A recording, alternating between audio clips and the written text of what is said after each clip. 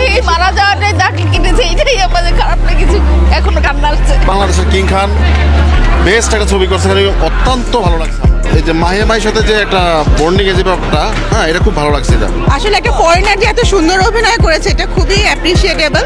আর শাকিব খানের ছবি আমার সবসময় খুব শালীন লাগে এবং অসম্ভব ভালো লাগে। খুব ভালো, খুব ভালো, খুব ইমোশনাল মুভি, খুব ভালো ছিল। 10/10। ওনার সব ছবিই সুন্দর, ওনাকে আমার খুব ভালো লাগে। প্রতিটা সিনই ভালো, ইমোশনাল সিনগুলো এত ভালো। শাকিব খানের থেকে ইমোশনাল সিন বেটার করার মতো এখন কেউ আর নাই। মা নামতে থাকে নিচে, এই সিনটা দেখে আমার নিজের চোখে পানি চলে আসছে। সবচেয়ে সিনটা ভালো লাগছে যখন আর কি দেশ ছাড়া বিদেশ চলে যাচ্ছে, ওই দৃশ্যটা বারবার তাকিয়ে দেখতেছে দাদুকে। আসলে ফিনিশিংটা বেশি ভালো লাগে নাই, যেহেতু নায়ক মারা গেছে।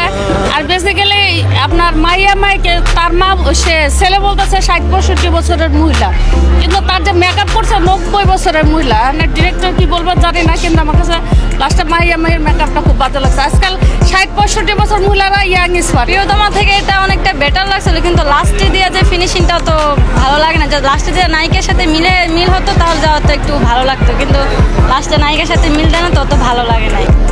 এই গান সব মিলিয়ে আমার মনে হয় আমি আসলে বুঝতে পারি না এত ভালো হবে। তোমার কথাতে আমি হব রাজকুমার। যখনই সময় পাই আমি মুভি দেখতে চলে আসি। সো আজকে আসলে শুরু করেছি রাজকুমার দিয়ে, যেহেতু কিং খান সাকিব খানের মুভি, এবং ভাইবটাও সব জায়গা থেকে এটা বেশি পাচ্ছিলাম। সো সব কিছু মিলিয়ে এটা দিয়ে স্টার্ট করলাম, আরও সবগুলো দেখার ইচ্ছা।